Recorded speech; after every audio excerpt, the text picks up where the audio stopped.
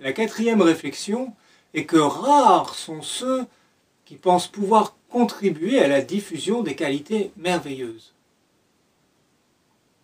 Même si le doute est moins fort en vous que ce que nous avons vu précédemment. Même si vous doutez un peu moins des autres, même si vous avez un peu plus confiance en vous, cela ne veut pas dire que vous vous sentez capable de communiquer aux autres l'envie de vivre dans l'amour ou la gentillesse, pour reprendre ces exemples de qualités merveilleuses. Même si vous êtes persuadé que les qualités merveilleuses sont en chacun de nous, même si vous les sentez déjà vivre en vous, cela ne veut pas dire que vous vous sentez capable de transmettre aux autres la motivation de faire croître ces qualités. Cela paraît si compliqué. Qui êtes-vous pour cela? Comment convaincre? Tout le monde va se moquer de vous. Et c'est pour ça que la plupart d'entre nous préfèrent ne laisser s'exprimer ces magnifiques qualités que dans certaines occasions, ou en présence de personnes précises, comme par exemple leurs compagnes, leurs compagnons, leurs enfants, leurs parents, quelques amis. En dehors de ces circonstances, nombreux sont ceux qui vont remettre leur protection, leurs armures pour affronter ce monde si dur. Et ils vont enseigner à leurs enfants, souvent, à faire de même, à se préparer très tôt à entrer dans la compétitivité, dans la bagarre du monde. Ils ne voient pas comment il pourrait en être autrement. Examinez si vous-même, parfois ou souvent, n'êtes pas dans ce cas-là, essayez de trouver un exemple et notez-le dans votre cahier de route. Alors pris par le quotidien, beaucoup se persuadent ne rien pouvoir faire, ou si peu, pour contribuer à la diffusion de ces magnifiques qualités. Et donc, ils s'installent dans leur fonctionnement habituel, ou alors se concentrent sur le fait de faire bouger les choses, de vouloir faire bouger les choses dans des domaines très concrets. Arrêtons-nous quelques instants sur le fait qu'il ne serait pas possible de participer à la diffusion de ces qualités merveilleuses.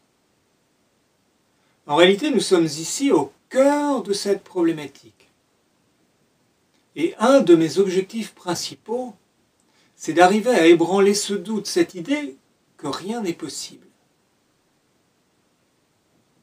Mais pour ébranler ce doute, il ne faut pas le nier, bien au contraire.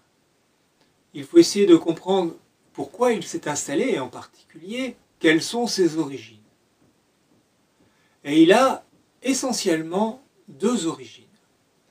La première, c'est l'idée que la cause de nos problèmes et leur solution se trouvent à l'extérieur de nous. Et la seconde, c'est l'ignorance que nous avons de la puissance de notre rayonnement personnel, fruit de notre état intérieur. Et si on ne travaille pas sur ses origines, si on ne coupe pas ses racines, le doute ressurgira constamment comme une mauvaise herbe, nous prendrons les pieds dedans et nous ne pourrons avancer. Alors que si on coupe ses racines, le doute disparaîtra. Notre vision deviendra claire et profonde, nous pourrons avancer, nous pourrons contribuer à changer les choses profondément et durablement.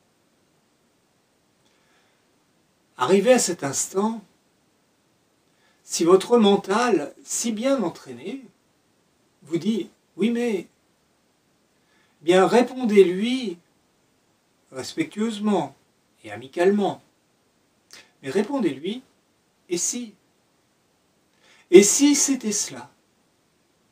Et si c'était possible ? Avouez que ça vaut le coup d'approfondir le sujet. Dans notre démarche, nous avons déjà travaillé sur la prise de conscience de notre rayonnement personnel, fruit de notre état intérieur, et je n'y reviens donc pas. Simplement, d'ici quelque temps, nous verrons ensemble des moyens d'amplifier ce rayonnement personnel. Dans la prochaine vidéo, je vous parlerai de l'autre racine du doute, cette idée que les causes comme les solutions de nos problèmes se trouvent à l'extérieur de nous. Je vous dis à bientôt.